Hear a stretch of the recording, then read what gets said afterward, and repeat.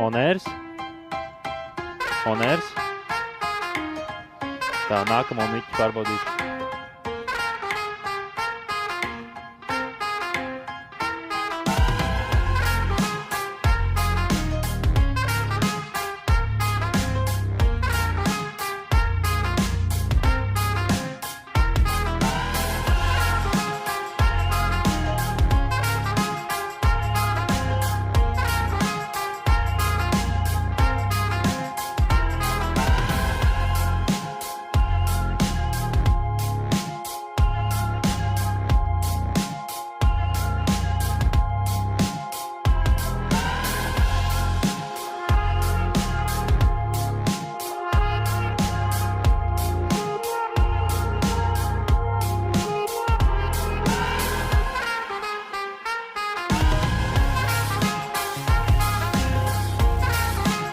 Onērs.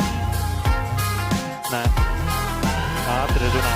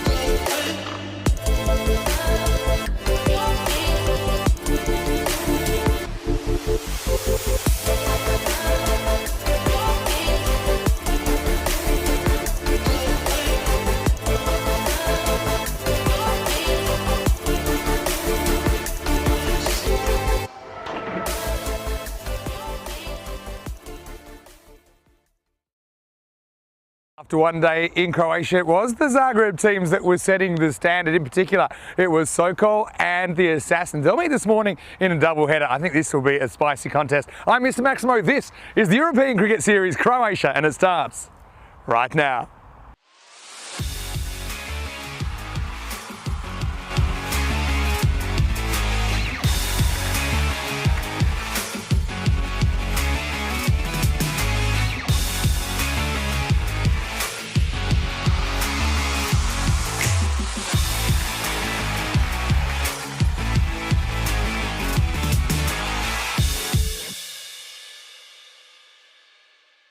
The European Cricket Series is proudly brought to you by HCL Software and Bizzaway.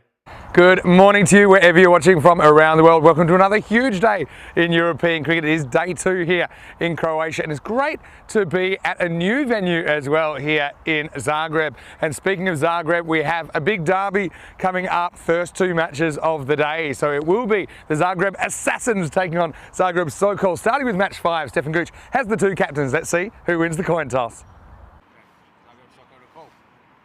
Heads. Heads is the call. Tails. Will bat. Okay, good luck guys, have a good game. Thank you. All the best. Thank you. Zagreb Assassins have won the toss and they are batting.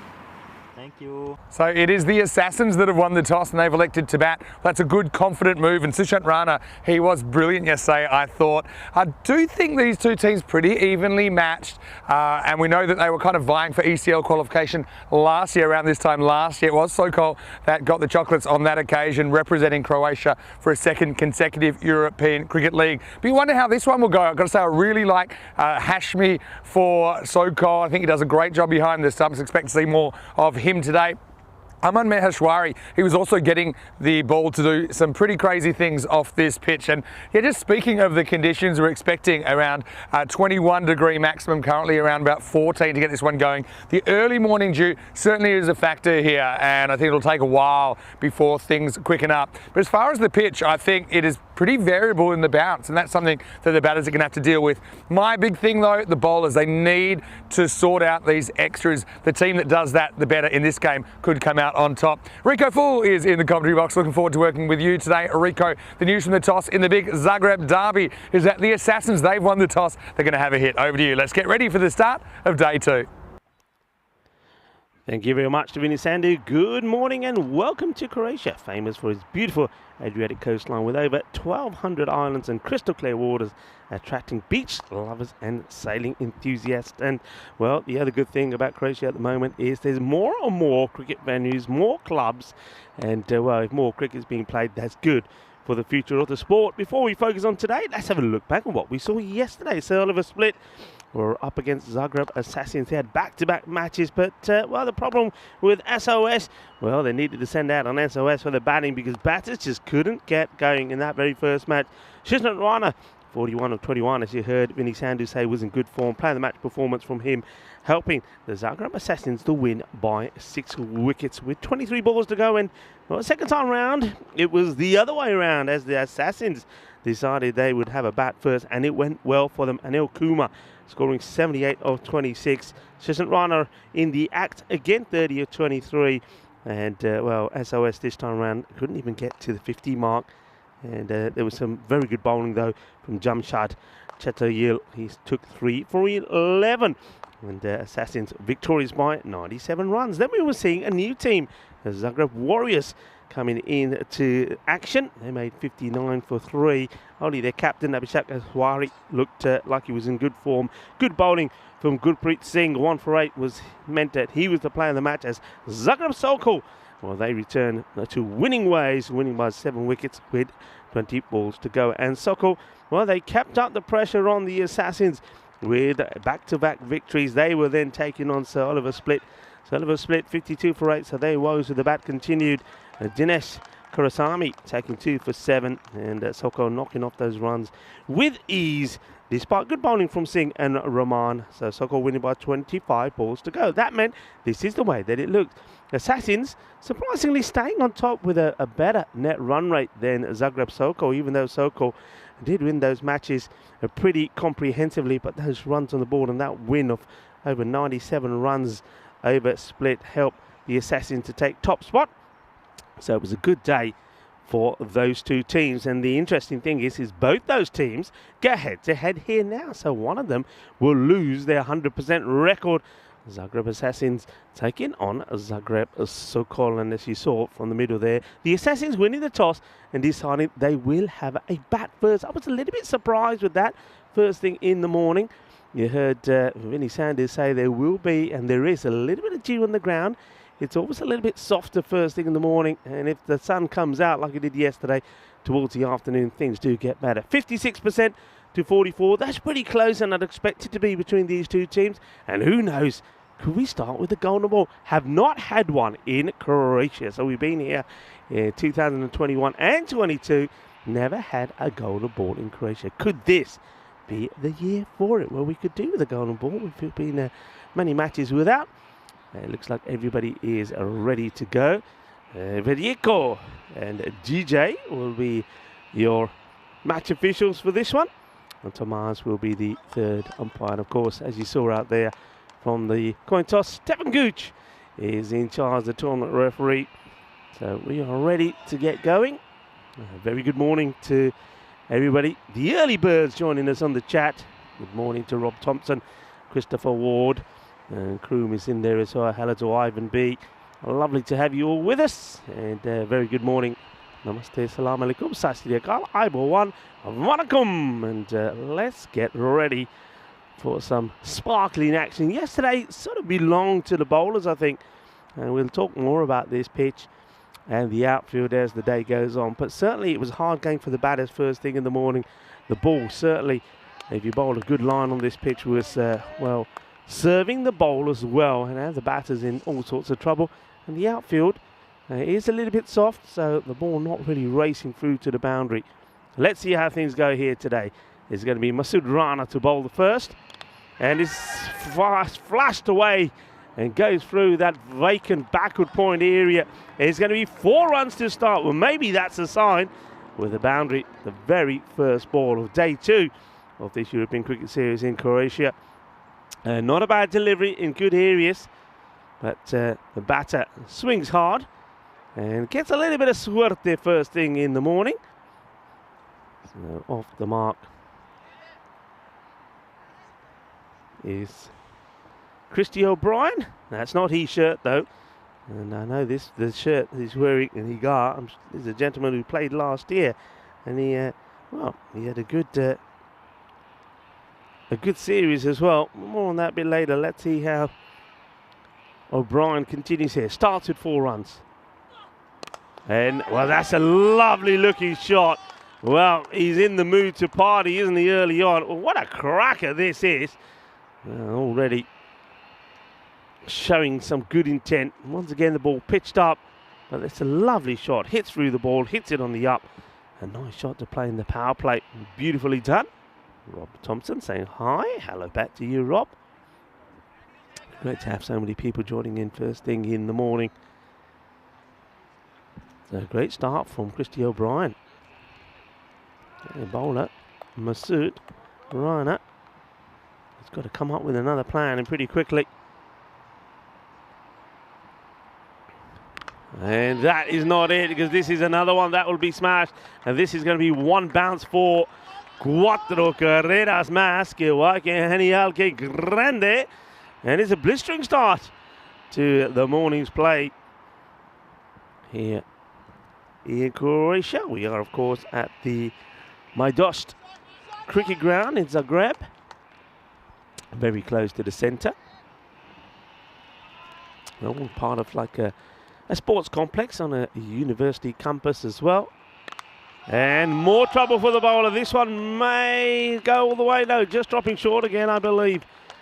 And I think the umpires will check this, but I think it just dropped short of the boundary. But once again, just too much time.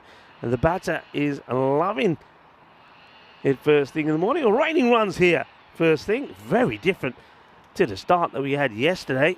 You remember that Oliver Split struggled to get to 65. Not this morning. Well, this over. An absolute cracker. All boundaries so far. 4 deliveries. 4-4. Started with probably a bit of luck, did O'Brien, but no luck about the other shots. And this is short as well, and it also will go for a boundary, so make that 5 balls and 5 fours. Well, what has O'Brien had for breakfast this morning? That's what I want to know, because whatever it is, I want some of it. It's a sort of a chilly start to the day, but no, O'Brien, he's running hot at the moment. What we haven't seen yet is we haven't seen that delivery just short of a length, which really does take off. He's sort of bowling slot deliveries. It's in the arc, in the swing zone really of Christy O'Brien, and he's loving it at the moment. 20 on the board. We're starting magical this morning, and he gets one through. So finishing with a dot, but maybe the damage already done. And look, we didn't have too many big scores yesterday. There was only that one match that I talked about at the start of the day when we saw 145 put on the board by the Assassins, and that was Anil Kumar making 78 at 26. So this is really a very good start, and maybe again you're going to get to a 140 sort of score here. Can't judge the match though by the first few overs. Of course, just a reminder, 54 days to go to the Euros of Women's Cricket. That will again be happening at the Cardamom Oval. So Cardamania, still more to come your way from the home of cricket in Spain, on the dream field for European cricketers. Yeah, baby, really looking forward to seeing that, and the women going to action there. 5 top nations will do battle at the moment, and the battle here is for Zagreb Sokol, as they need, well, a nice good tidy over to slow things down a bit. Masood, well, he went for 20. Chobe, what can he do? Oh, well, that's a clanger, has to be said, from somebody like Mashwari, who is, well, an international player. You don't make mistakes like this. Well, you can see that, well, O'Brien had the right stuff for breakfast. Aman, he did not. I'll leave you guessing to who had what. I can tell you who had the Prontas this morning. Oh, O'Brien wants to stay aggressive. Not bad areas to him though. So Aman, Joe Bay looking to see if he can put a halt to this blistering start, especially from O'Brien. 20 of just 7 deliveries.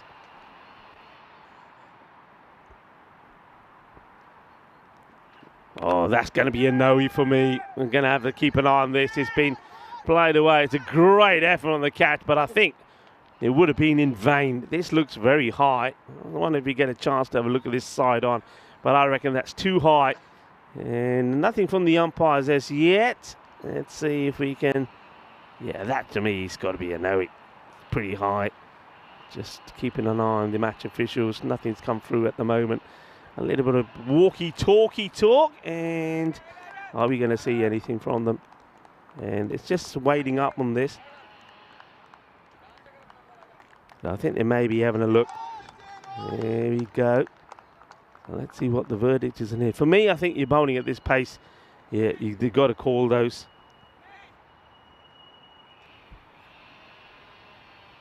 That looks like he might just get away with it. Well, I've seen him given. I must admit, I'm a bit surprised. So if the catch was taken, it would have been out. It's a difficult one. And that is wide down the leg side. So Chubey just lets himself down a little bit there. So yeah, that last one then does go as a chance to O'Brien. So it was dropped on 20.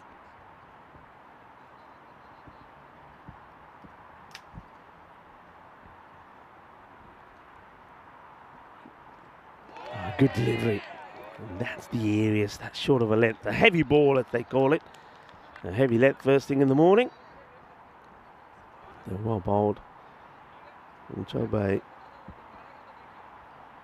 had a good day yesterday. Took 2 for 12 against Oliver Split in that final match. And pretty useful with the bat as well.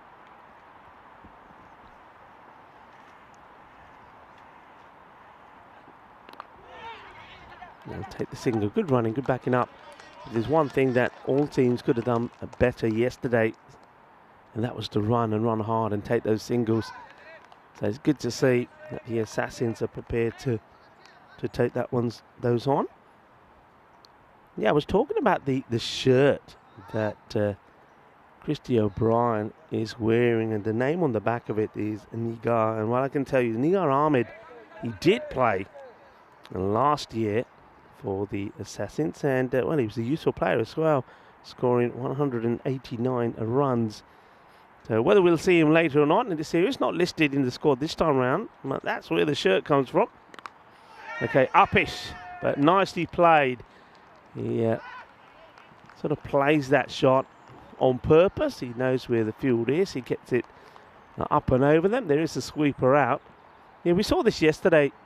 A lot of teams were deploying a nice tight cordon of fielders out on the offside, because with the outfield pretty slow, the balls weren't going to the boundary along the deck unless they were absolutely lasered. So it's always a good idea to have fielders in close and put the pressure on.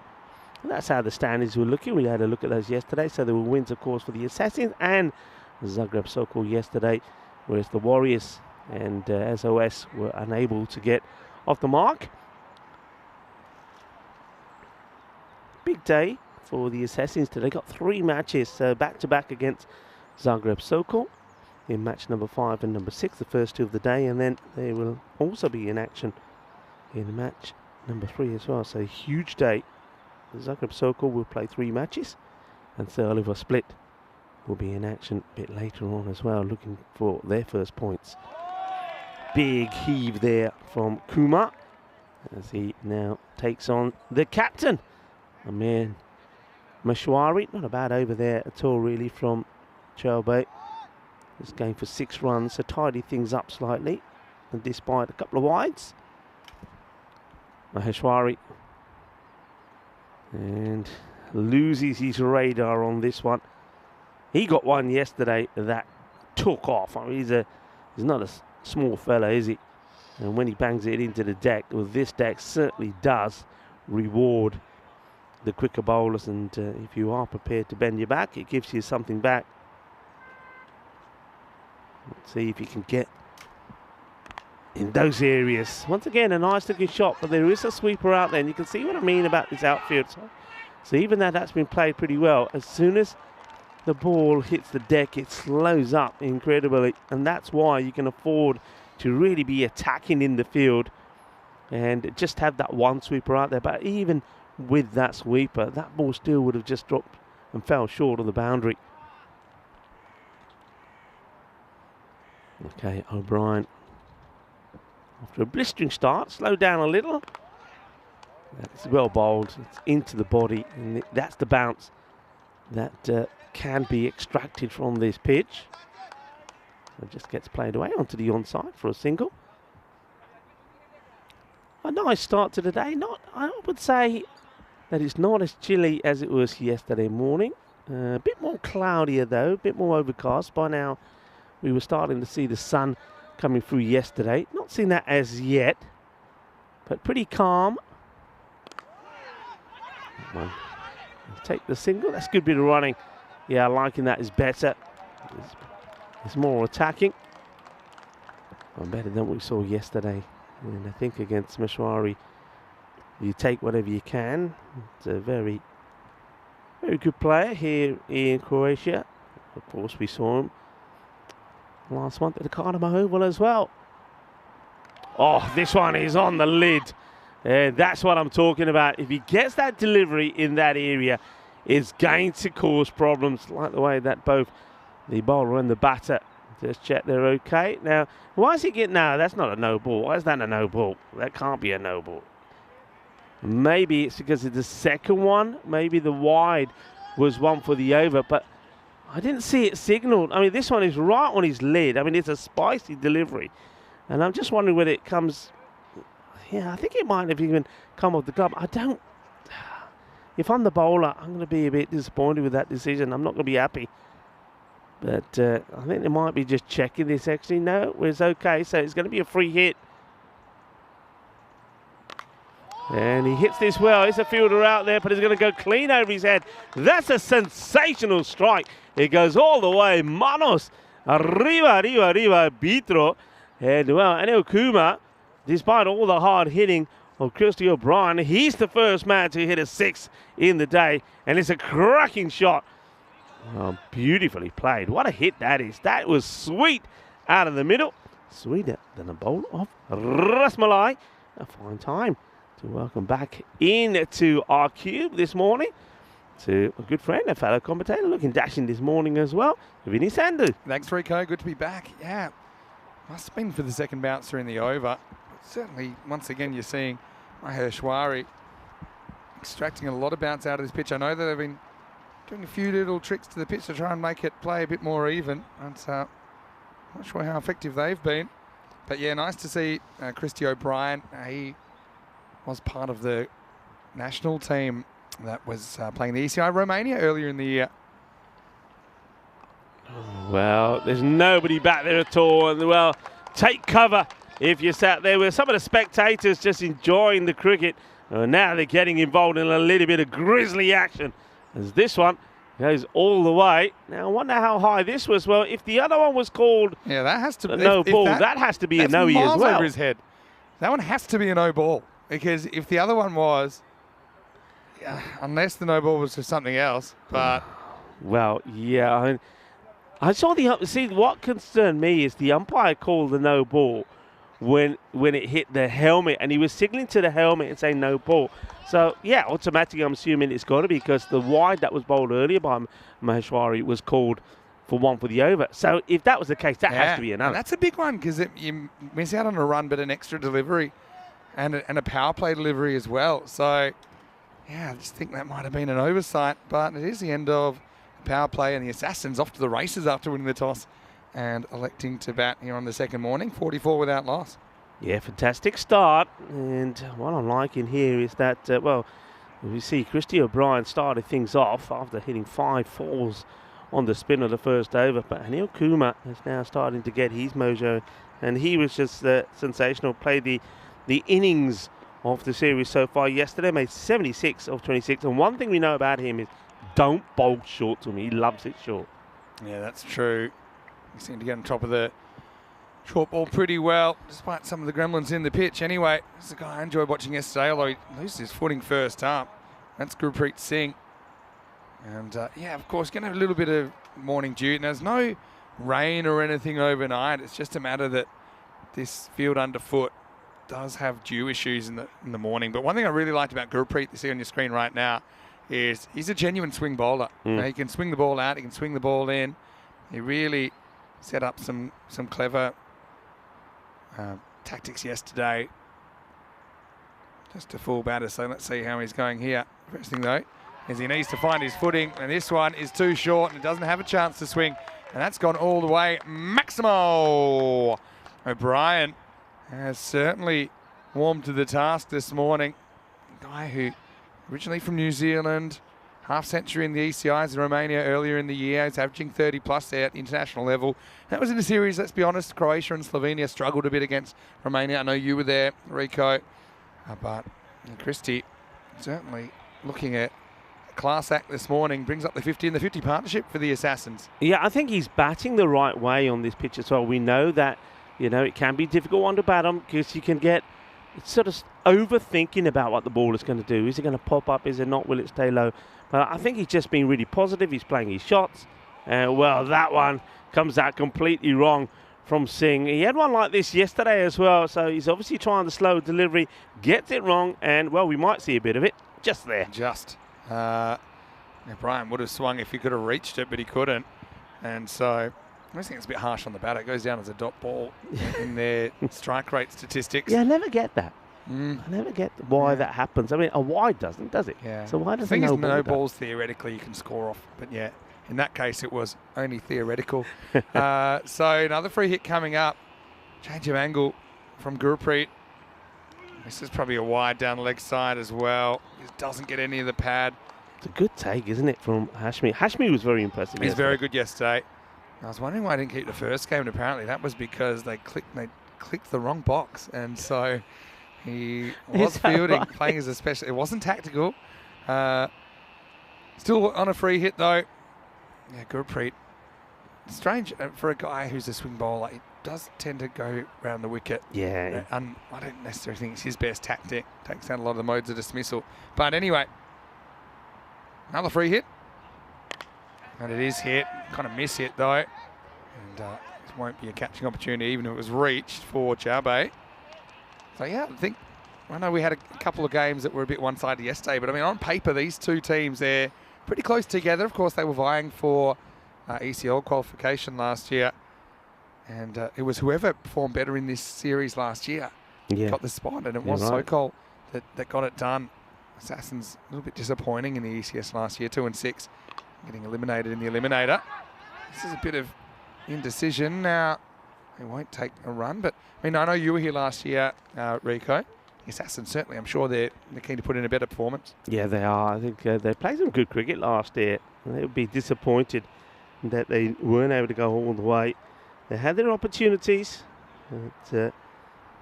finishing fourth in the standings with 2-6, and they lost the eliminator to Ljubljana. More matches this year, though. It's a Yeah. longer series, so rather than just playing the 8 preliminary matches, you play almost twice as many with 15. This is a little push and run job from Kumar. He's played his role as well, pretty well.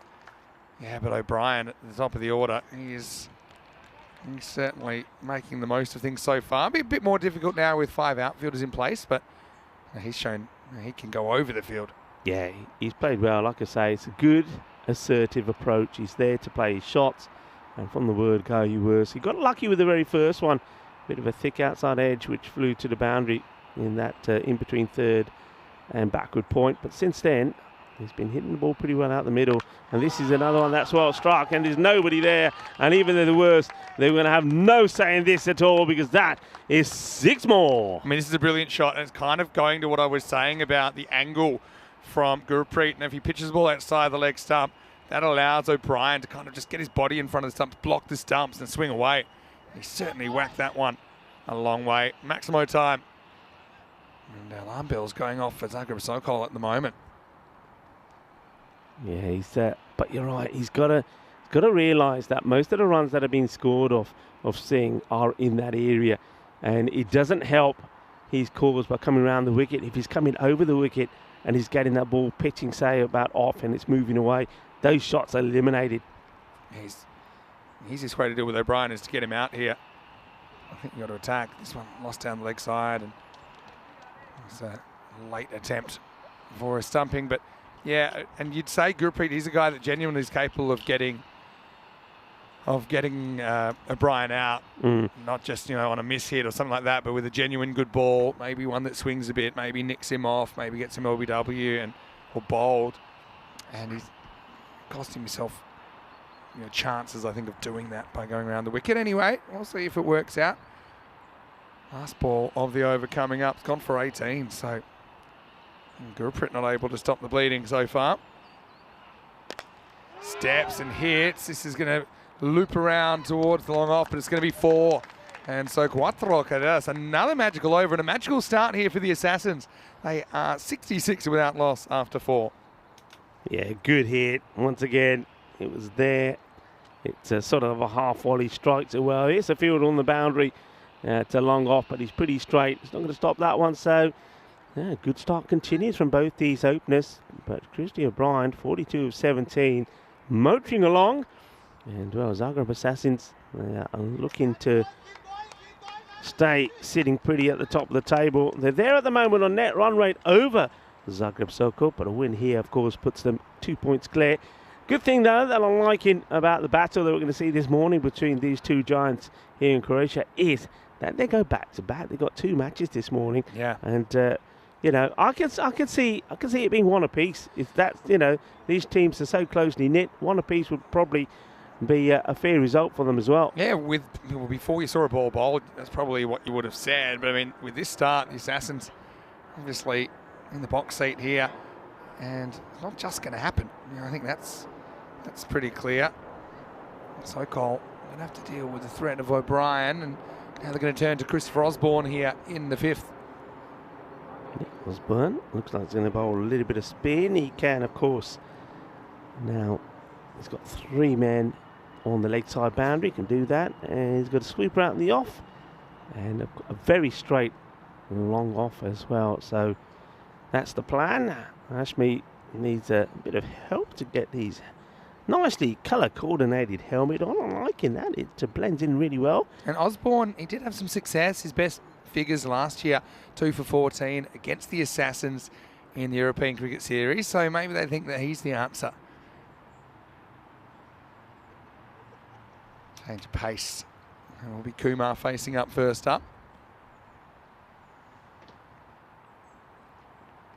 And yeah, it's going to be mishandled by Hashmi. He'll be frustrated with that because he just gets done by a bit of extra bounce and it allows O'Brien back on strike. Yeah, it's interesting to see how this goes with the spin options, because I think the extra bounce there is certainly going to be difficult to handle for the batters, but that makes it difficult for the wicketkeeper as well. Yeah, but maybe getting O'Brien on strike forces the batter to, I suppose, deal with something a bit different. Let's see if they can get him out here. I think they need to pretty shortly, otherwise they could be staring down a huge chase. And I'd say they were the most convincing with the bat yesterday at Sokol, despite getting it done. That's well bowled once again. Osborne, I think he knows that this pitch is doing plenty. He's just got to get it in the right spot. Kind of what we talked about yesterday, wasn't it? That too many bowlers were spraying the ball all over the place. You don't have to try too many things. This pitch will help you. You just got to put it in the right place in the first place.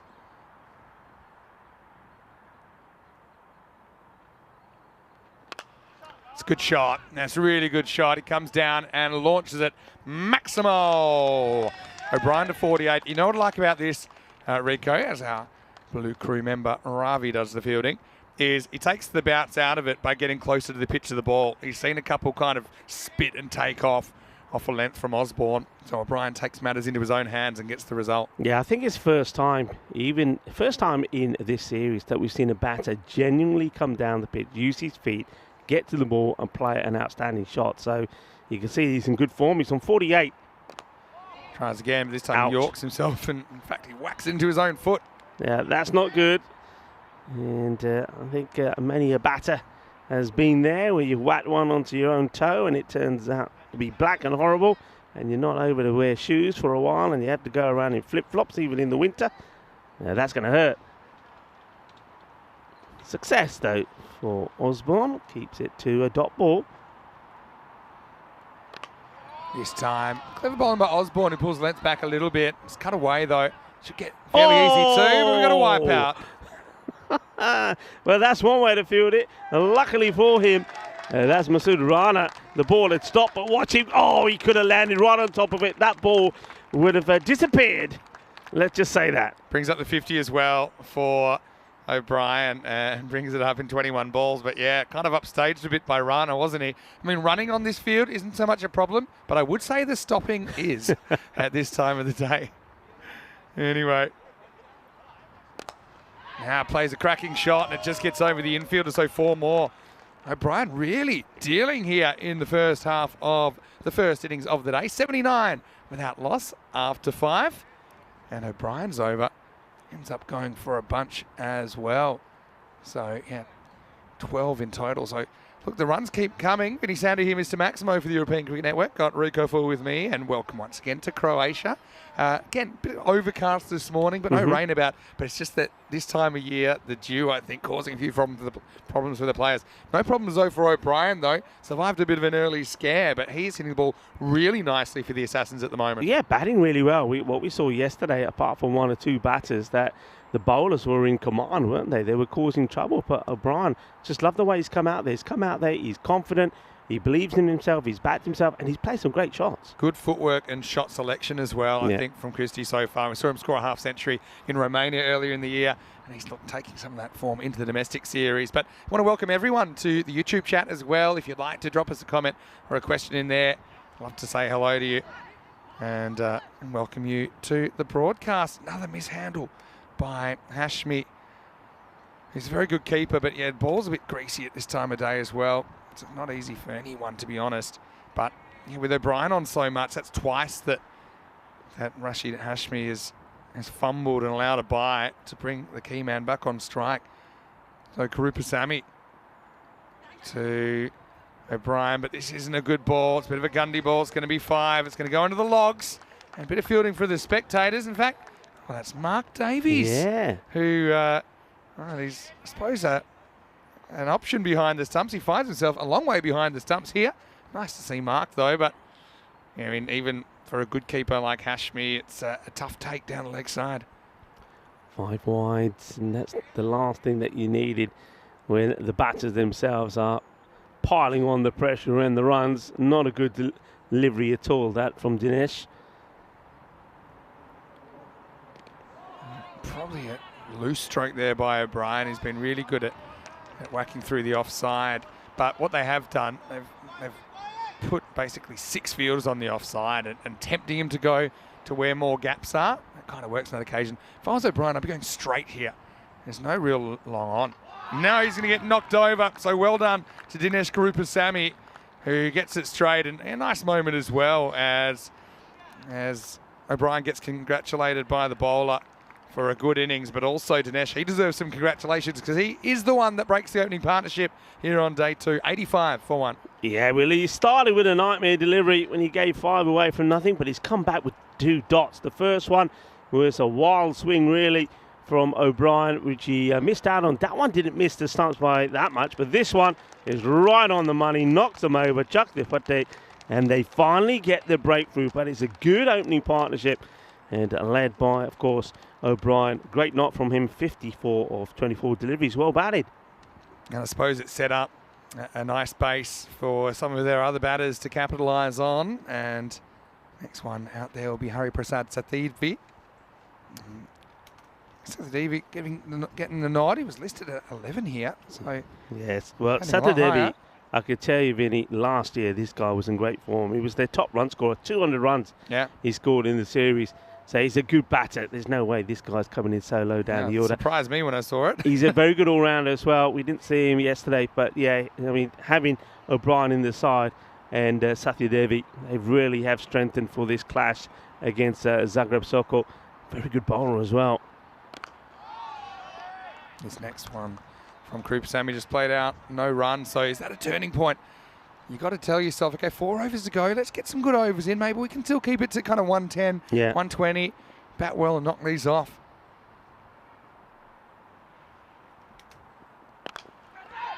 This is hit. Leg side, just a single. Satydevi's off the mark. Yes, this is now where Kumar will be looking to take control with O'Brien now back. He's more than capable, we know it. That's the first run off the bat in the over. We had the 1 by and then the 5 wides in this over. And then just that single.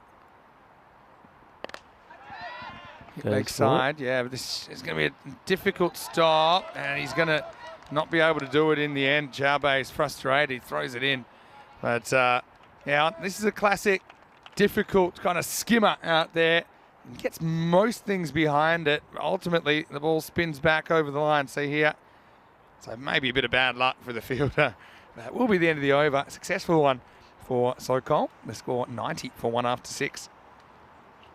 Yeah, he was unlucky there, Jabe. Actually, he does most things right. He even gets the push on it, goes with his hands, but unfortunately the ball backspins and goes over the rope. So continuing to go well here. Now they're going to try and, I'm pretty sure, attack Christopher Osborne, who's going to come on and bowl his second, but they know they've got wickets in hand, only the 1 wicket down. 24 balls to go. They'll be looking to attack, and they do. Up in the air, it's a skyer. You get the feeling he's going to drop safe, and it does. Yeah, just fell perfectly into space, didn't it? Well, Nigar Ahmed in the chat saying great innings by O'Brien. And come on, Hurry. Okay, Hurry coming in at number 3. But Nigar probably thinks that O'Brien's worthy of wearing his shirt with some batting like that. Yeah. It was good knock, wasn't it? Osborne's been dangerous. Now the reverse, and he absolutely whacks this. Quite incredible shot from Kumar. He goes to the reverse hit and gets 4 runs. Wow, it's time for a little bit of sexy cricket in the morning, and he gives that a good clobber. He's probably be okay with the height. I mean, it may be on the way down. Let's see what the match officials think about it. But I'm loving that. The reverse Malachi, and he absolutely pings it. Yeah, premeditated shot from Kumar showing his class. It's not an easy shot to play at all. Yeah, I think with the spin, it was coming down, so no real issues there. He did that through a fairly packed offside as well, that's the thing. 6 fielders still to the left of screen. Kumar said, well, no one back there on the boundary, so I'm going to go for it. Now, bit of a straight pull. More work for Chaubey out there, but it'll just be a single. Now, Osborne, I think he's bowled better than his figure suggests so far. He's got a couple of balls to jump off the surface. Kind of like his one side of the wicket. Wily customer. Again, you can see at least he's working towards a plan. Probably the one he got reversed way by Kumar. He made it easy, Osborne, by serving up a big full toss. But I mean, most of the time he's been accurate. And yeah, I still think the window is there for Sokol to restrict here. 3 overs to go after this one. And that's well bowled, and this one keeps down. Yeah, it doesn't miss by much, that. No. It's closer than you think. It's a tough one for the keeper because you're told, stay down as long as you can. But when you see balls jumping up at you, it's easier said than done. Your first obligation is just to make sure it doesn't get past you. Another full toss, and that's going to be expensive. Maximo! When they bounce, Osborne did well. Unfortunately, a couple of fullies get put away. And Kumar takes the mantle now, and at the end of 7 overs, the 100's up for the Assassins, 103 for 1. Yeah, it's 2 deliveries that were overpitched. One was smashed for 4 with the outstanding reverse, and then that one, well, it's just gets down on one knee and creams it over the leg side. So good finish to the over, and just to remind you once again that in the Cardamom Oval, starting on the 17th to the 22nd of December, is the first ever Women's European Cricket Championships. Yeah, so you can see the nations involved this year in the inaugural event: Spain, Italy, the Netherlands, France and Austria. For more information, you can go to europeancricket.com. But we're pretty excited to see the Croatian women's team on the network for the first time. Not this weekend, but next weekend. They've got a 4-match series against Czechia, who also haven't been on the network before. Croatia and Slovenia, they'll be playing in the men's ECIs at the end of this tournament. They did play earlier in the season in Romania as part of a tri-series, and quite a few of these players in this game were involved in that one. As we start the 8th over, and not surprisingly, Dinesh Gurupasamy is going to continue. Yeah, he bowled well, didn't he? Just that one ball, the way he started, and I suppose the way he finished let him down, 5 wides and then the boundary. But in between, he bowled well, so he's going to be difficult to get away. But Kumar is in good form, and well, normally that's the sort of areas that he likes and misses out on it. But it'll have to be bowled again, wide ball. Yeah, nice block though. Nico, I'm not so sure that he'll be playing this series because he's in China at the moment, Rico. Ah. Yeah. We talked about Chinese cricket yesterday, actually. Well, this one gets big. Can he get there? Gurupasamy, he's going to catch it at the second attempt. Sathi Devi just rushed into that pull shot, and Gurupasamy has the second wicket. In fact, he has both the wickets so far for Zagreb Sokol. The Assassins, 106 for 2. Yeah, it's a good catch. He's got a lot of ground actually to make up here. So he sets off in pursuit, and he gets a bit lucky with the first alert. It just pops up and it stays there, and he's able to grab it second time round, and a good high five there between him and Aman Chaubey. So well done. They get the wicket off Sathi Devi, who's just trying to accelerate here towards the end of the innings, looking for the boundary. So nicely done. So yeah, Gurupasamy certainly pick of the bowler so far. It's going to be the captain, Jawahar Danikula, come out for the Assassins. He was a bit disappointed, I think, to not score too many yesterday, but he comes out on a bit of a free roll here, doesn't he? In the 8th over. Gurupasamy, though, 2 for 13. Good figures for him. And this first one's edged away. A bit of luck for the skipper. That'll run away and go all the way to the boundary. So Gurupasamy creates another questionable shot, but this time it's going to cost him 4 runs. Yeah, it's interesting how things changed yesterday. Danikula, every time he seemed to hit one in the air, he was caught. And yet here today, he gets a little bit of luck. Hay poquito de suerte for the captain first up. Third man now gets pushed back, so somebody's had to come in from somewhere. guessing it's the man who was behind square on the boundary. The third's back, but not quite back. And there's a bit of a miss hit.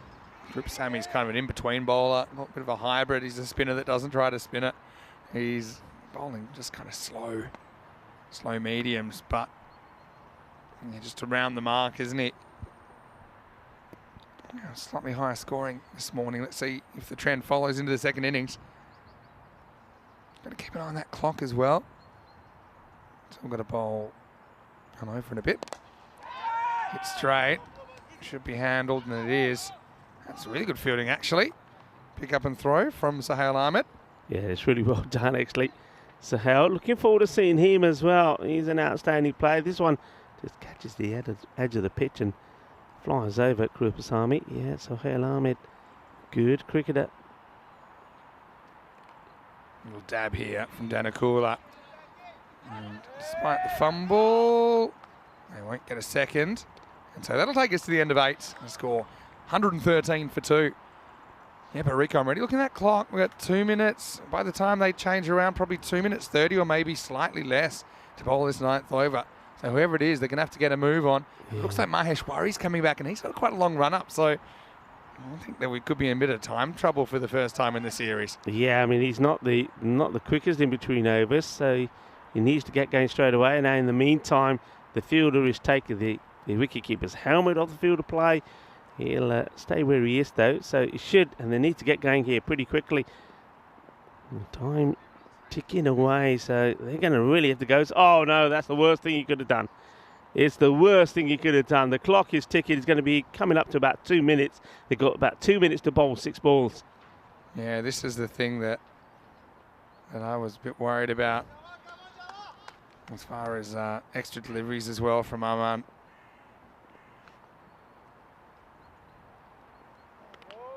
This one may have just snuck in. Oh, he knows, he's aware of the time because he's running back to his mark. He's lucky he gets the call there because I don't see how this... it's a wide, I think. But anyway, let him have it. Oh, now this gets away from the keeper. And so this will be a bye. So, yeah, I mean, could do it, and he's pretty aware of it, I think. Aman, of course, he is the captain, right? So if anyone knows what the time is, he should know.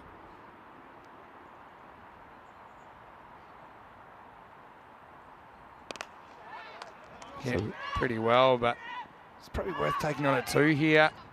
And they do eventually. Yeah, and tell you what, it wasn't pretty, but Danakula gets it done. Kumar just kind of cruising for the 1, but I think it was always 2 there if they went straight away. Yeah, you got it, and it shows that you can do it. So we get a couple.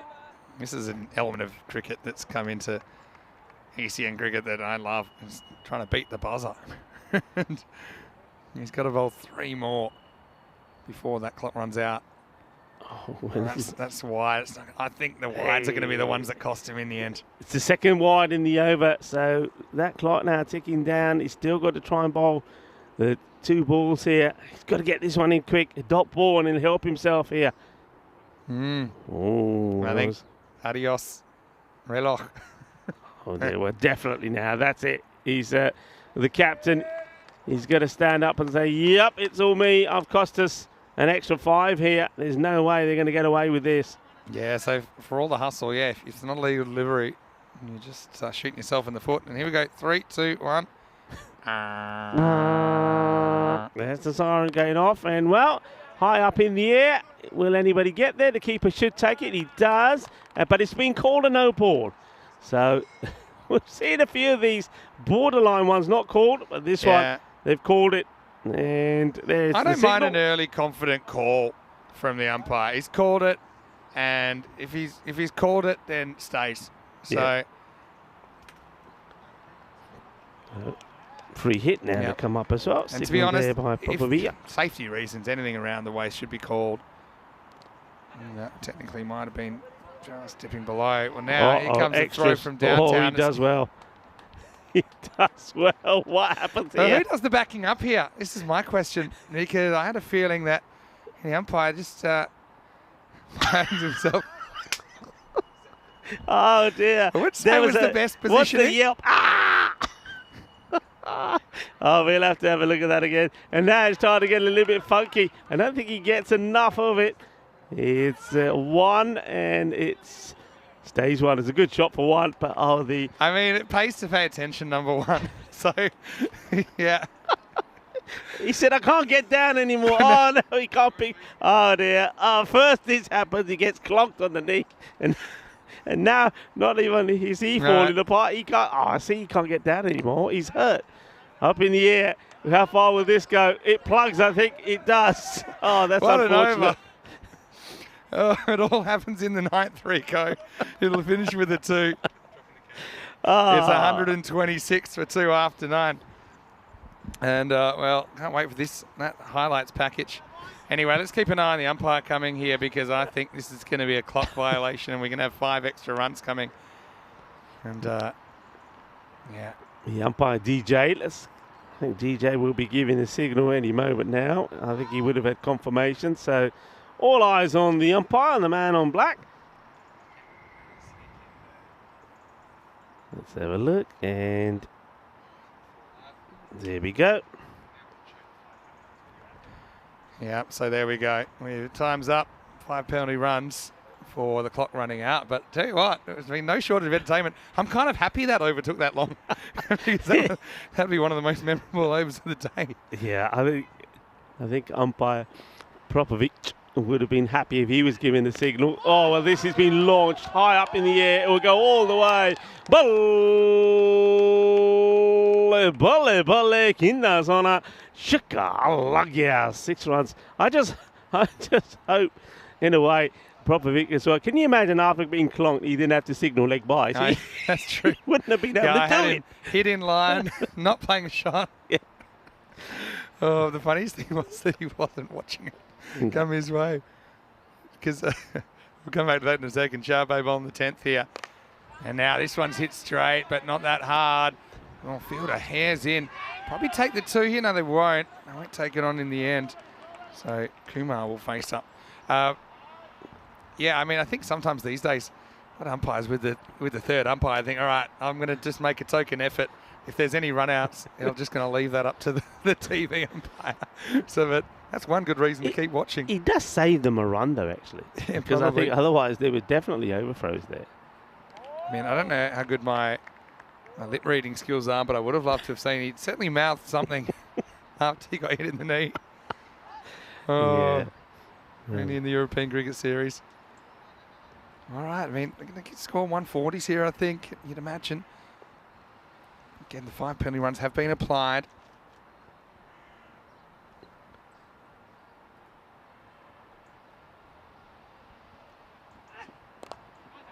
This is one where I think you got to hustle.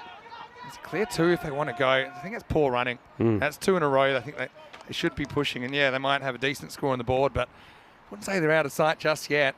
Yeah, only lost 2 wickets. Yeah, you got to. I mean, when it comes to the last 2 overs and you've only lost just a couple of wickets, you got to be running everything. And if you're sacrificing a wicket or 2, you don't mind because you could pick up. And I think they some were extra 90% points. they would have made that. I think. You Yeah. know, we always talk about not about if you lose a wicket, it doesn't hurt you. But also, I think these runs are there. Think about what the fielder has to do: run in, find your footing, pick up a greasy ball, get it in, have the other fielder take it, and whip off the bails. 2 to come. Oh, wow. Well, that's one reason not to charge. That one clocks into him. In fact, it's been called a no ball. Yeah, I don't know what for. No, I mean, that's got to be. Well, I haven't seen another one. I haven't seen one that's been short. I mean, this one, okay, fair play. Thing is, that is too high, but you're allowed 1 in the over, right? So even though he charges, it's over his shoulder. But you're allowed 1. I didn't see one earlier, unless I'm missing something. So that's the first one. That's not a no ball for me. Earlier on, though, we did see one that should have been that wasn't. Yeah, we so maybe the universe realigns in a way. But anyway. I haven't seen the signal for free hit. Yeah, so I think the bowler's just checking. Is it not? Yeah, it must be a free hit coming up. 2 to come. This is hit into a bit of a gap. Again, fielder has to do a lot. That's pretty well. Again, only walking a 1 there. It's pretty poor cricket, I think. Yeah, it is. Fielder does well. I mean, he goes with the footwork, but good that foot stays okay, doesn't touch the ropes. Almost That's a trailing foot and kicks it over the line. Yeah, I mean, that call there, I don't know. I mean, okay, there was one. Maybe it works out well in the end because it was one they should have had. 2 wrongs make a right. Not always, just sometimes. Here we go with the last ball of the first innings of the day. 142 plus this. Well, it's going to be a biggie because it will go all the way. Shaba, Shaba, Ginna, Sona, Shaka, Lugya. And just like that, well, they've registered the highest team score in this series so far, beating their own score of 145 against Oliver Split yesterday. So it's a big one to finish, 148 for 2. So they'll be happy with that. And not a bad last over there from Chobe. But the big 6 at the end means that it does go for 17. And I think the Assassins will be very happy with their work this morning. They know they're up against a very good and strong Zagreb Sokol side, who are known mainly for good tidy bowling. But the start from O'Brien here, Christy O'Brien, was sensational. That one was a bit lucky, but there was nothing lucky about the ones that followed. That first over went for 20. All first 5 deliveries was sent to the boundary, and well, that one was a lovely shot.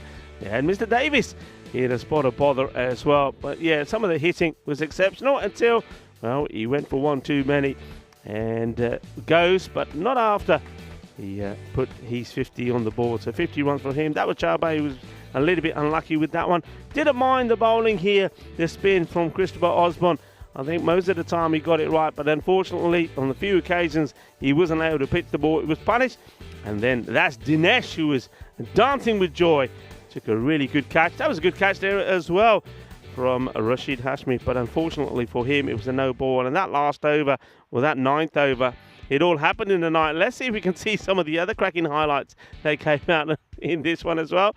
No, we didn't. Oh, that's a shame, because we saw that the Vjeko Popovic had a few issues with the ball as well. And let's have a look at the scorecard. So 54 from Christy O'Brien. Sensational batting from him. We gave them a brilliant start. And Okuma continues in the good form that he was in yesterday. He finishes 40 and not out.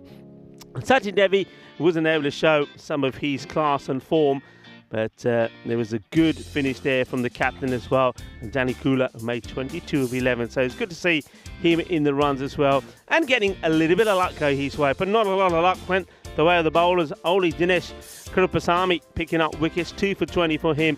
I've got to say that Amar Mashwari was a little bit expensive there. And I have to say that over with the extra wides and the no ball in it also resulted in them running out of time. So 5 penalty runs also went on the board as well. That's the mid-match summary. Zagreb Assassins, well, they look favourites to go on and win this with a big score on the board. But can somebody, maybe the captain, Aman Mashwari himself, go out there and help his team win? One thing that they will be disappointed with again, like they were yesterday, just too many extras. 28 extras in that innings, 16 of them in wide, and that's why you had those 5 penalty runs there as well. So next innings, or the reply from Zagreb Sokol in this derby, coming up in around about 10 minutes time. So join me, Rika Full and Mr. Maximo Vinny Sandy, when we return for the conclusion of match number 5.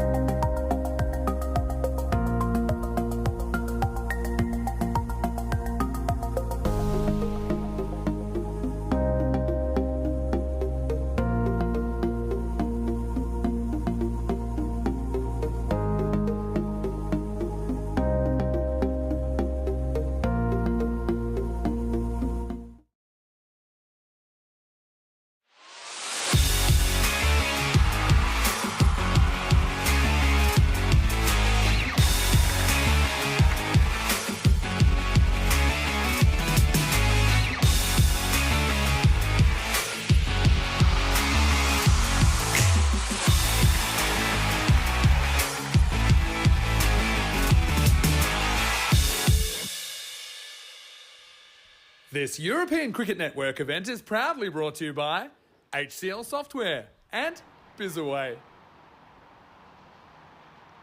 Hello cricket lovers and welcome back. And we should have a fascinating one chase for you here as Zagreb Assassins have piled on the runs against their local rivals. Zagreb Sokol 148 for 2 were the Assassins thanks to a great knock from Christy O'Brien, 54-24, and Anil Kumar made a fine 40 not out as well, with the captain chipping in with a good knock of 22 as well towards the end. So they're going to have to go some here, and the highest score that we've seen in this competition so far.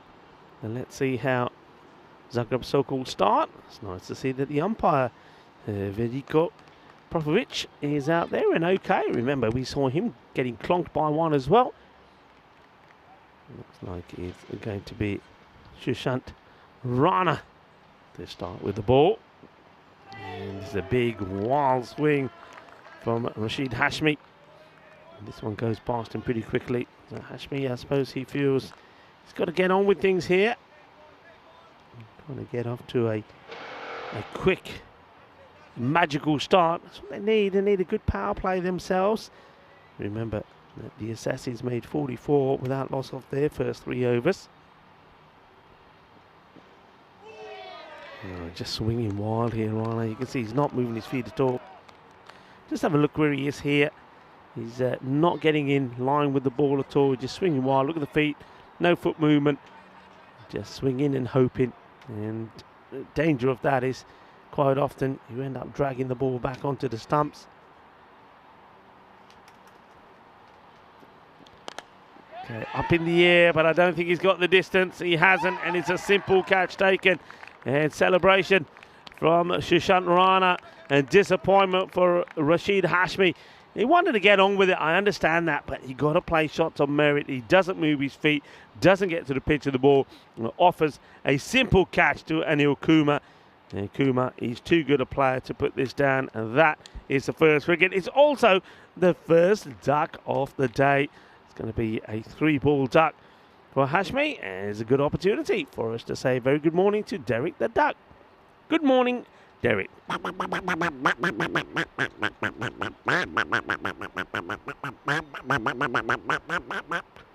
Morning to Derek.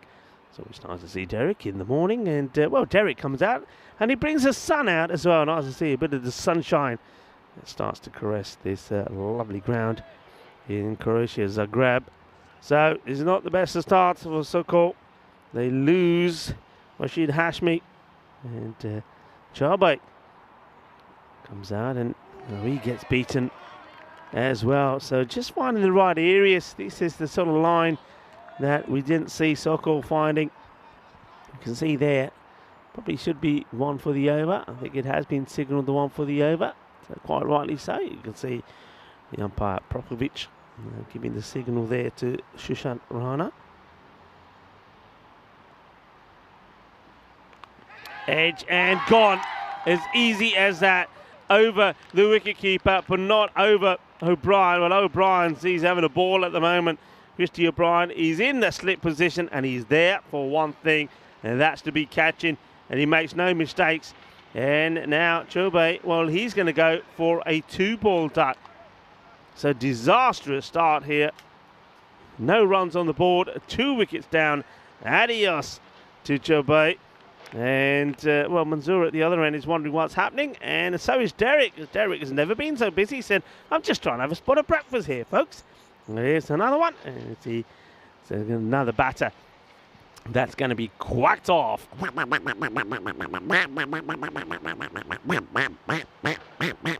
Mind you, I don't know if our Derek should be getting a bit of breakfast. If it is, hopefully just a little bit of cereal, because they're certainly growing, aren't they? They're getting bigger by the day. No runs, 2 wickets, and fine time to welcome back into the cube to Maximo. Maxi, it's not going well. Yeah, to say the least, as far as starts go, they don't come much worse. But I suppose still 9 overs and a bit, but 2 ducks, no runs, 2 wickets. And Sahel Ahmed turned things around. We will get a run. That'll be the only run in the first over. What a start for Rana. Sushant Rana having a really good series so far at the end of one. It's 1 for 2. Yeah, yes, he's bowling well, and you can see the difference, just the length he's bowling. Batters not able to get to the pitch of it, not able to stay in their crease and just swing and make contact. You're having to use your feet, and if you don't, you're going to get into trouble, and that's what happened there. So really well bowled, but it's a disastrous start for the likes of Rashid Hashmi and, of course, Chaubey. Both of them going for ducks. 117 matches since the golden ball. Yeah, we're still waiting, aren't we? Keeps on growing. We've had normally, a bit like London buses, like you always say. When they come together. We had 5 in Malta at the start of the year. Do you remember that? Yeah. Within a 4-week series, but dried up a bit in the last few months. Rathan Asami to bowl the second over. Big load up, but no contact made. And I suppose you look at how Christy O'Brien scored his runs early. It was a good shot selection. I suppose playing the correct shot to the ball that he was bowled most of the time. Not all the time, but most of the time. And that involved a lot of kind of offside shots to balls outside the off stump. I think Sokol so far kind of hitched their wagon to this cross the line kind of tactics. This time it gets some bat on it, but it could be another catching opportunity. And it's taken. What an excellent catch that is. It was going to be a difficult one to judge, and then he gets taken out as well. And that's Danakula, the skipper. Gets more than he bargained for there. It'll be the 3rd wicket down. It's a great catch from Danny Kula. I mean, it's wonderfully done. I don't know about, I think, Annie Akuma, who comes here then and knees him in the back. Watch this. Clonk. That looked painful.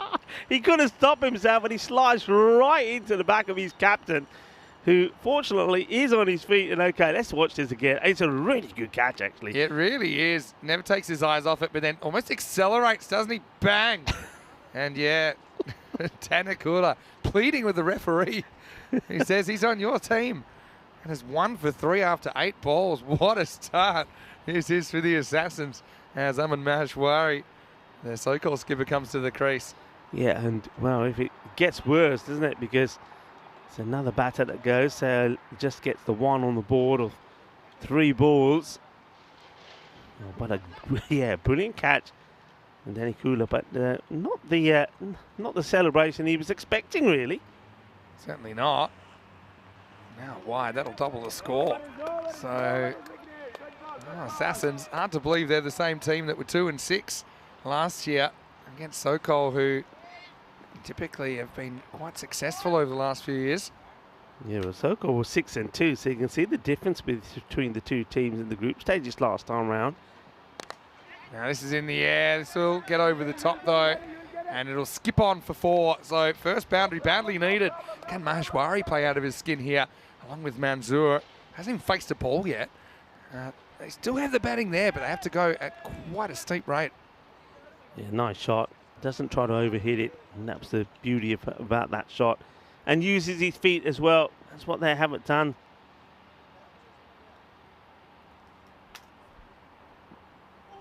This one doesn't really get up. Hits the keep on the kneecaps. We're into seeing they'll scramble through for a bye. Yeah, let's see now. So Manzoor gets set to face his first delivery. He's seen 3 batters, 3 partners come and go already. Can he start a bit of a fight back here now? And of course, the other thing is if you're not going to get to the 149, try and get close. You don't want to lose by a lot. True. Hello to everyone in the chat as well. Dave B's in there, I noticed. Morning to you. Hello to Ashvir as well. Hello to Iggy. Anyone I missed? Oh, this is a false shot hanging. Surely someone reaches this. And they do. They've been catching everything so far. And this time it is well taken. Nigel Vincent with the catch down there. And so, well, he had to wait a long time, didn't he, Manzoor, to get on strike. First one's the leading edge. Goes down to a very fine third. Well held. And so it's 7 for 4.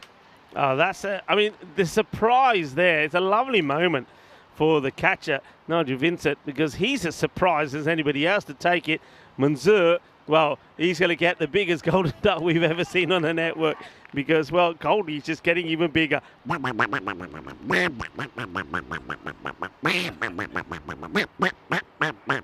what a disaster.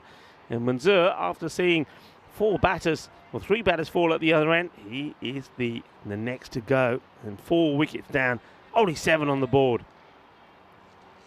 Yeah, excellent catch, wasn't it? Really, really good catch by Nigel Vincent coming in. And he was thrilled about it. Why shouldn't he be? These two are natural rivals. Like oil and water, they don't mix. And right now, Assassin's doing a number on Sokol. I mean, they'll meet 3 times in the series, including straight after this match.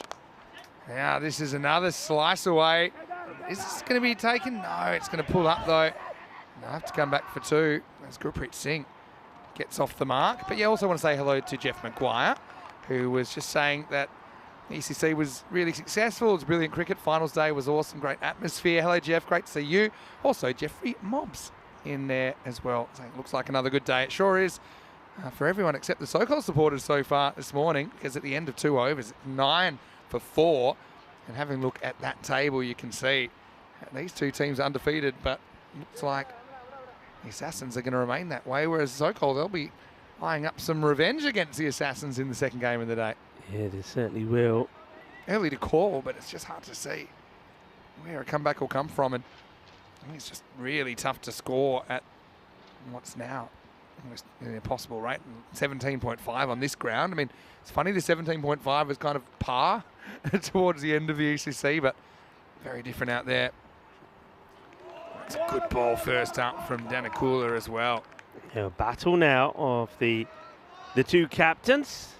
It's Aman Maheshwari trying to get things started for his side. I suppose the only good thing is those wickets have fallen. Nobody's really chewed up too many deliveries, so if they can get a partnership going, and maybe someone like Maheshwari can get in the runs and score a half century or so himself and get some support.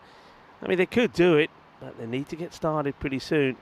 Well, that won't help because he's been rock and rolled there, Maheshwari, by his opposite number, Danakula, getting it right. And again, it all starts with the ball, doesn't it, Rico? If bowlers can start getting it right most of the time, stop these extras, and I think they're going to have even more success. And so Maheshwari becomes the 5th wicket to fall before they're even out of single digits. It's 9 for 5. Yeah, it's a good delivery. Look, he goes a little bit wider, angles at him.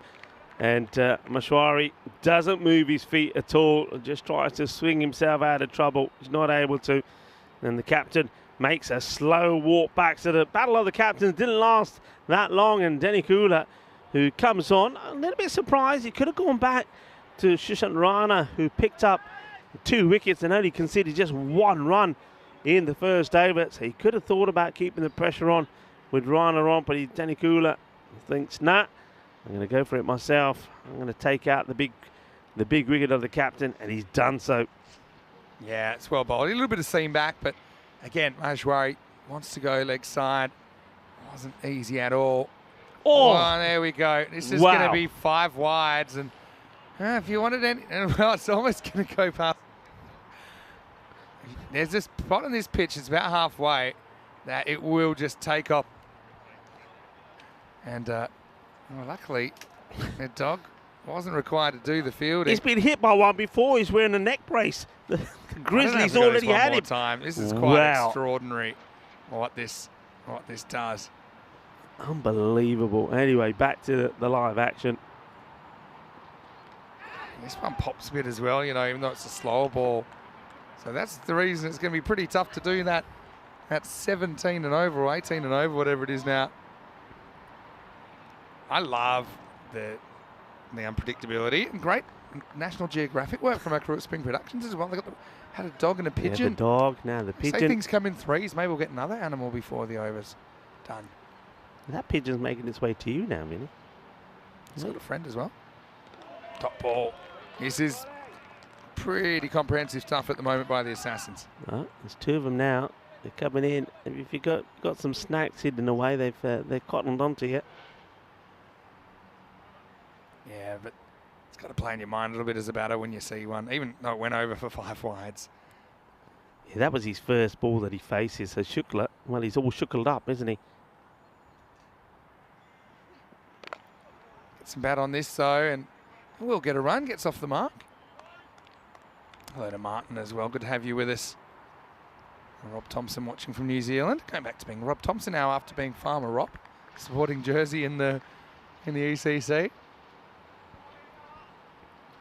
Yeah, a lot of chat there. I want to say also personally hello to Jeffrey. It was always great to see you at the Cardham Oval, and Dave. Well, Dave made loads of friends there, and Dave, of course, brought his guitar along. Was having a good sing-song on finals day as well. And late in the evening, it was always wonderful to see Dave. And I think Dave was he was outscoring us with the Peacock Friday shirt. So Dave, you got some good shirts there as well, buddy.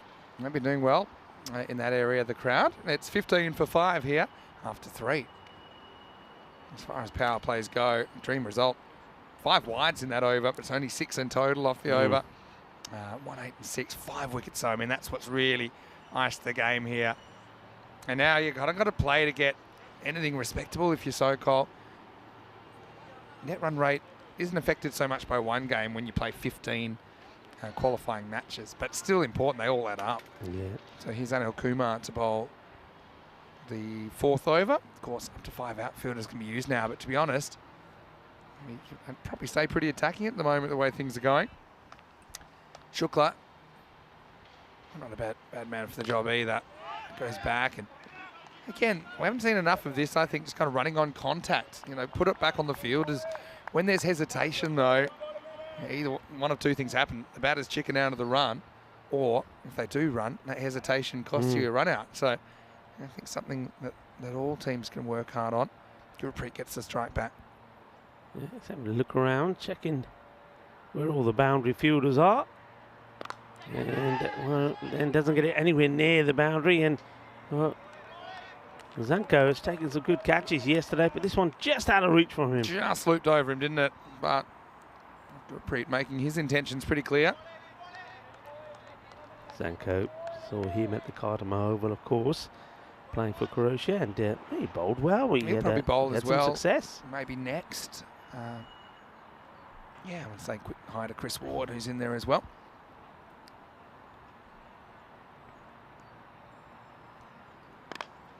And this is the thing, they're thinking so hard about not losing a wicket. Someone like Shukla, he's pretty happy just to feel bad on ball, but that's not really moving the score forward.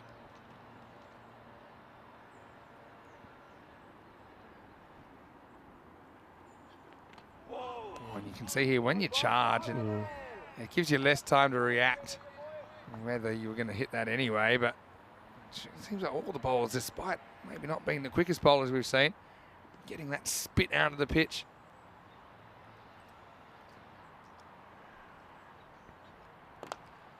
A slow ball and it's bowled him, but I don't think it's not the bails ain't off. come off. The bails haven't come off.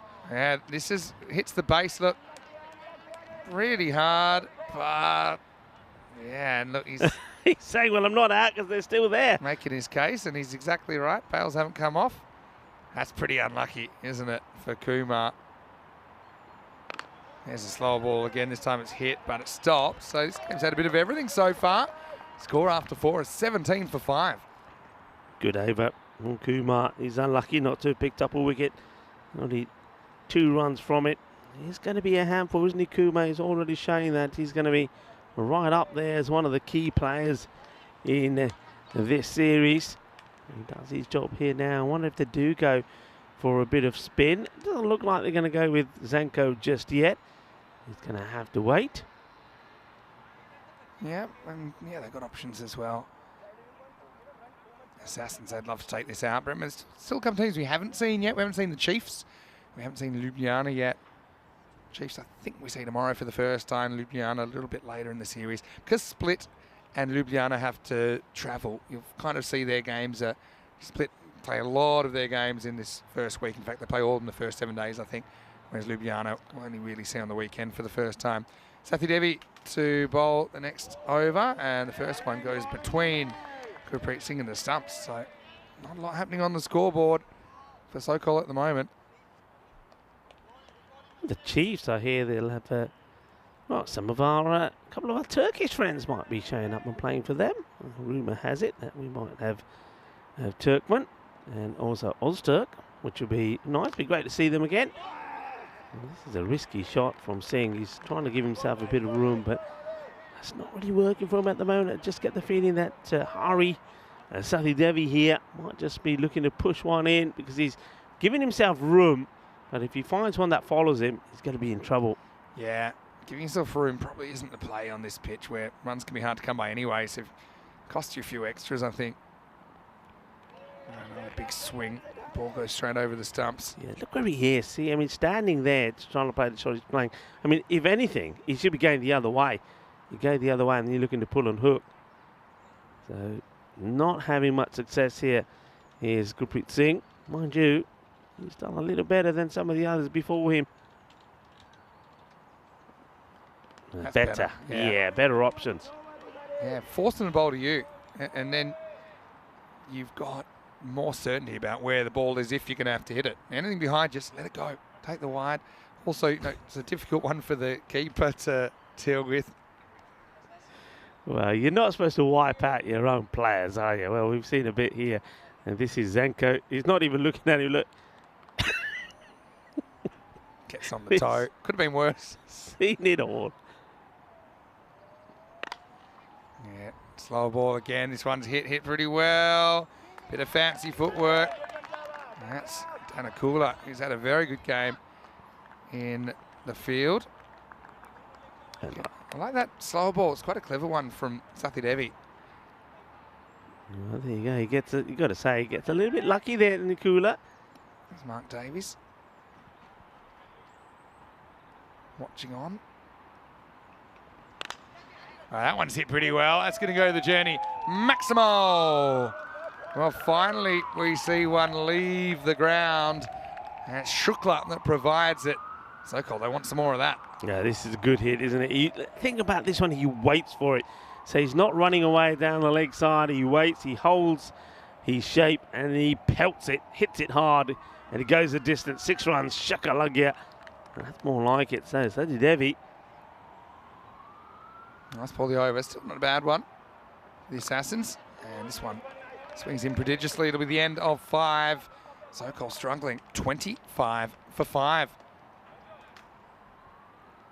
So, obviously, a lot been happening here at the European Cricket Network, and I know that a lot of people all around the world are always keen to get in touch and maybe shoot us a message. And if you'd like to, this is how you can do it. You can get me at Mr. Maximo and get Rico at Rico Full. And don't forget, at European Cricket, that's the place you can catch up with some of the highlights. You might have missed them.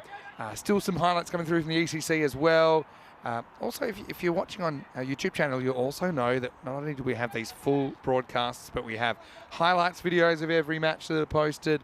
You can watch a game in 7 or 8 minutes. You also got player of the match videos. You can see that some individual performances there. So yeah, a lot happening on the digital side of things as well here at ECS. So yeah, get involved and check it out. Here is Zanko. He's going to get over number 6. This is looking like an absolute mauling at the moment, maybe 100 plus.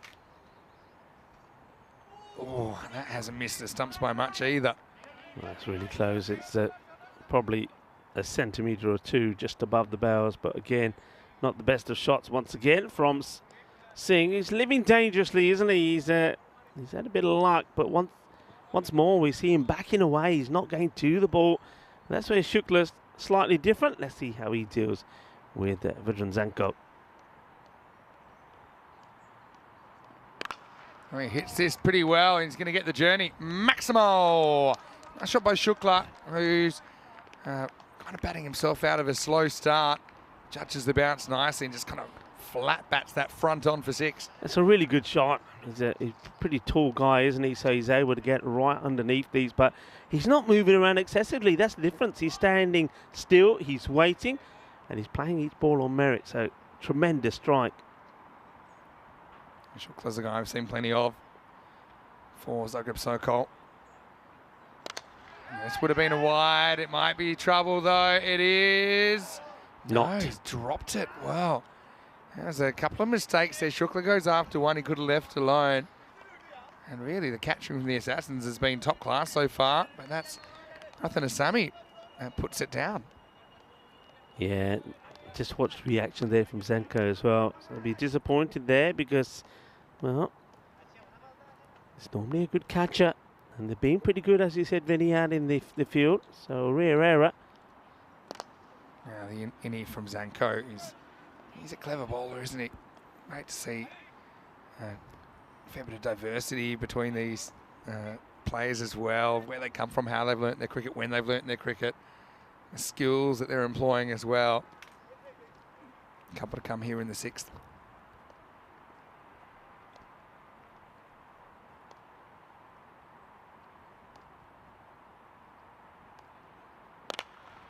Dragged leg side. This should just be a single. Question from Jeff in the chat. He thinks their best 11 players in European cricket would give the associates teams a close T20 game. Well, by definition, they would. I mean, one thing that we've always talking about, Rico, the standards are getting higher and higher all the time in European cricket since we've been involved in the last 3 years. You know, just watching what the exposure and the quantity of cricket has done to the player group. This is hit reasonably well as well. Maximo! And this time it's Gurpreet who gets it away into the over, 41 for 5. So Zanko ends up going for 15, just ends up rocking up, bowling a full toss here. Yeah, better though. Look, he stands still, doesn't back away. He looks like he's going to move, but he sort of bluffs Zanko. Then he stays still and he hits it. He mullers it for 6. So much better over. They're moving. They're in the 40s now. So 41 for 5 after 6. Yeah, look, I just think, yeah, you pick the best of the players that we've seen.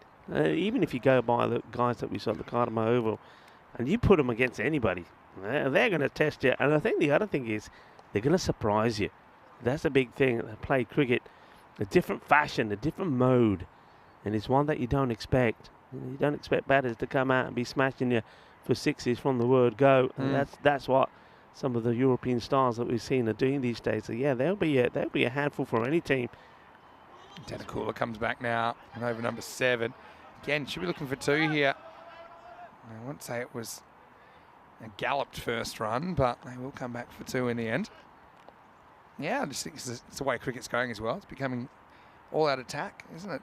With the modern dynamics, you're seeing scores going up in all forms of cricket, not just the 10-over game, but obviously this 50-over World Cup. You compare the scores to what we saw 20 years ago, for example. Yeah. Very, very different. Nice looking drive here from Shukla. He'll just get a single. Shukla's batted well here, and I think the captain, Aman Mashwari, will be having a look at this knock and thinking, well, it wouldn't be a bad thing maybe just to have Shukla a bit higher up the order. And can certainly handle himself pretty well, can't he? Played some good shots.